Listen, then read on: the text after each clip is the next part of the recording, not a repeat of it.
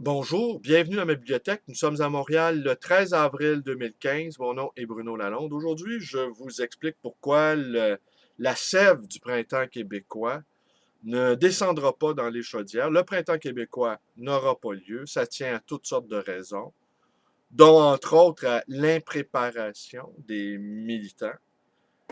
Et ça tient également à des raisons plus profondes, selon moi, que la figure même du militant, le labeur, la modestie, la tâche obscure du militant n'intéresse plus grand monde.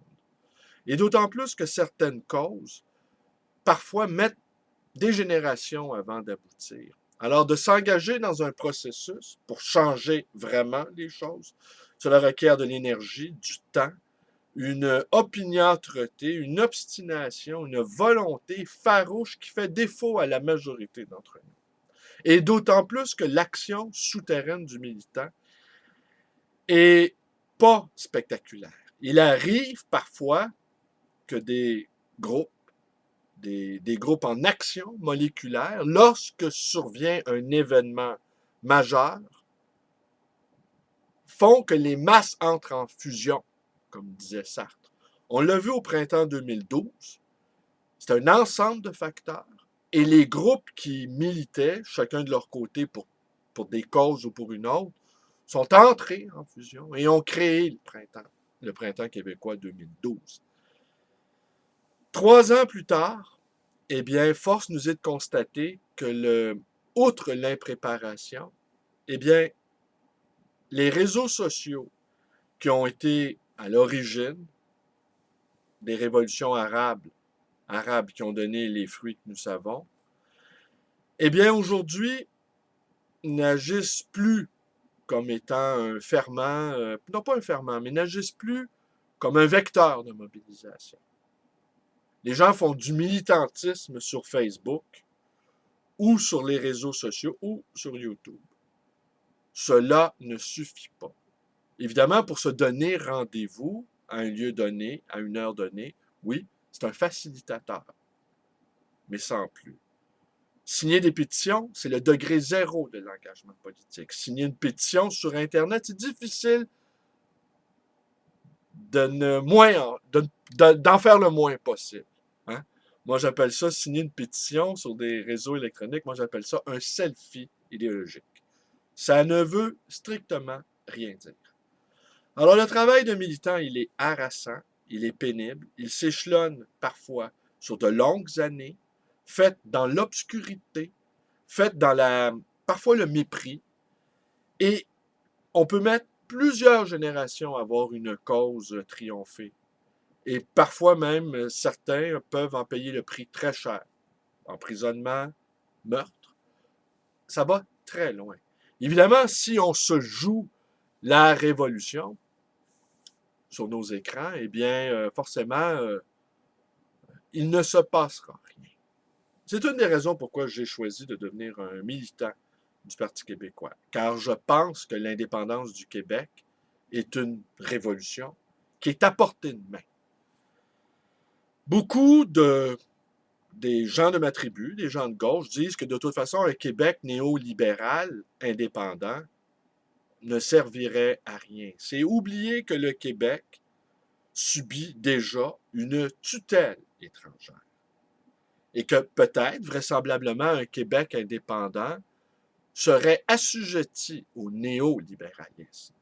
On a vu avec les pays européens, pays indépendants, la France, l'Italie, qui ont, entre guillemets, librement consenti par des processus plus ou moins démocratiques à se départir de leur souveraineté pour former un marché commun. Mais c'est oublier que c'était déjà des pays indépendants. On pourra réfléchir aussi au fait que ces pays-là, un, on a embrigadé les populations dans une vision économique où le culturel a été, a été oublié. Moi, je pense qu'on aurait pu faire les choses plus lentement, mais poussé par la nécessité économique de former un archipel économique puissant, eh bien, les Européens ont bâclé le travail et ont donner une Europe économique qui est impuissante sur le plan politique, est impuissant sur le plan militaire et probablement impuissant également sur le plan technologique. Alors voilà, les Français qui ont inventé en quelque sorte l'Union européenne, eh bien maintenant sont menottés par les Allemands. Mais tout ça a été fait par des pays qui étaient déjà indépendants. Alors le Québec subit une tutelle anglaise et il subit une tutelle néolibérale. On commence par se débarrasser de ce qu'on peut se débarrasser, on commence à travailler sur ce qu'on peut faire, et après, on l'espère, des peuples vont se rebeller, vont se révolter contre la tutelle économique, et ce sera des peuples indépendants, comme un Québec indépendant, qui mèneront l'affront contre les grandes instances internationales, les grandes instances financières qui dirigent la planète. Alors oui, échec du militantisme parce que la figure du militant a cédé sa place à une figure du militant spectaculaire. On se la joue révolutionnaire et c'est oublier l'âpre tâche du militantisme. Je vais vous donner un exemple, je vais conclure là-dessus, sur des questions constitutionnelles.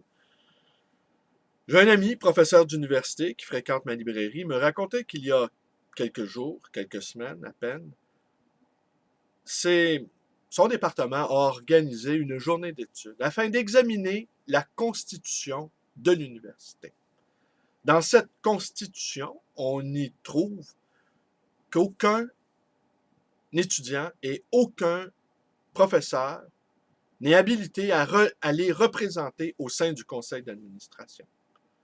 Que c'est un acte constitutionnel de ne pas voir ce qui est le cœur de l'université, à savoir les professeurs et les étudiants. Alors, ils ont organisé une journée d'études, de réflexion sur comment analyser cette constitution de l'université et comment l'ouvrir pour la transformer. Eh bien, c'est un travail intellectuel. C'est un travail intellectuel fastidieux parce qu'évidemment, les instances universitaires vont refuser d'aller sur ce terrain-là. Et c'est ici que le jeu politique entre en ligne. Il faudra expliquer ce qu'est une constitution. Et ces questions-là de constitution, eh bien, ça fatigue l'esprit. Ça fatigue l'esprit de beaucoup de gens. Parce que les gens jugent cela ennuyeux. Aller manifester dans la rue est une activité spectaculaire qui est bien souvent plaisante, sauf quand les Robocop nous massacrent. Mais la plupart du temps, c'est agréable. On retrouve une fraternité qu'hélas nous avons disparu, qu'hélas nous avons perdu.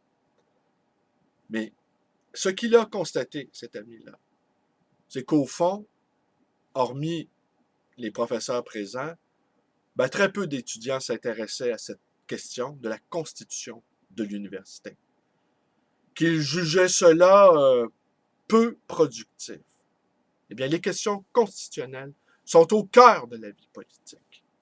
Négliger ces questions-là, c'est fondamental. Et je n'ai pas compris et je ne comprendrai toujours pas pourquoi lors du fameux débat sur la charte, on a accusé Drainville d'avoir échoué. Eh bien, ces débats-là moraux, c'est impossible que ça marche. La seule façon que ça marche, c'est que le gouvernement ait une majorité claire et une volonté ferme d'appliquer les changements. Pensez-vous que d'avoir appliqué la loi 101 était une tâche facile? Le Parti québécois en 1976, en 1977 a pu réaliser ce truc-là pour deux raisons. La première, il était majoritaire et la deuxième, le Canada anglais était tellement étonné de la victoire du Parti québécois qu'ils n'ont pas eu le temps de réagir. Par la suite, la Cour supérieure du Canada a charcuté la loi 101. Et aujourd'hui, elle est dans sa portion la plus congrue, la portion la plus, entre guillemets, consensuelle, mais elle a perdu de son lustre et elle a perdu de sa force d'opération. Le préambule à la Constitution canadienne reconnaît la primauté de l'existence de Dieu. Et la représentante du Canada est la reine d'Angleterre, qui est la représentante de Dieu. Écoutez, si vous jugez athée ou agnostique, eh bien, sachez que vous vivez dans une constitution qui reconnaît non seulement l'existence de Dieu, mais même sa primauté. Ce qui veut dire que, pour faire une image simple, que la hiérarchie platonicienne, la hiérarchie céleste, eh bien, va de la reine d'Angleterre à ses sujets inféodés que sont les Québécois. À l'image de la hiérarchie céleste. Alors forcément, primauté de l'existence de Dieu et multiculturalisme sont liés. Ce qu'a tenté de faire le gouvernement du Québec, c'était un acte d'indépendance et c'était de sortir le religieux des structures de l'État, neutralité de l'État. C'était une vision philosophique et une vision politique. Avant d'avoir une conscience religieuse, on a une conscience de citoyen. Alors, de droit divin, la reine d'Angleterre dirige ses sujets et les Québécois sont ses sujets. Il fallait porter le débat sur la Constitution. D'accord, le Québec n'a pas signé cette Constitution. Constitution qu'on lui a imposée comme on a imposé une tutelle depuis l'arrivée des Britanniques sur le continent. Voilà. Alors, les questions de Constitution, c'est comme les questions de contrat de mariage. Vous vous mariez avec quelqu'un qui vous dit qu'il vous adore, qui vous décrocherait la lune, mais qui en même temps bloque toutes les sorties et qui en même temps s'arrange pour conserver par-devers lui ou elle son patrimoine. Il vous dit, vous aimez à la folie, mais il vous a bloqué toutes les portes de sortie. Alors, voyez, les questions constitutionnelles sont des questions fondamentales. Elles sont au cœur de notre réflexion politique. Et la tâche du militant d'aujourd'hui et de demain, ça sera de revenir à la base, moins spectaculaire, un travail opiniâtre dans les tranchées, un travail opiniâtre de réflexion et d'amener nos interlocuteurs sur notre terrain, celui de la réflexion et celui du combat par l'esprit. Nous en sommes là. Les manifestations spectaculaires avec des centaines de milliers de personnes, c'est beau, c'est magnifique, c'est plaisant, on prend le grand air, on retrouve nos camarades, nos compagnes, nos compagnons. Mais le vrai combat se joue ailleurs. Je vous remercie d'être avec moi. Portez-vous bien. Je vous embrasse tous et à demain. Ben, à demain, oui, à demain, parce que mercredi, le 15 avril, à ma librairie, nous lançons, Richard Fournier et moi, à sol perdu, haïku de saison, un magnifique recueil de haïku dont j'ai le grand privilège de publier. Je vous remercie. Portez-vous bien.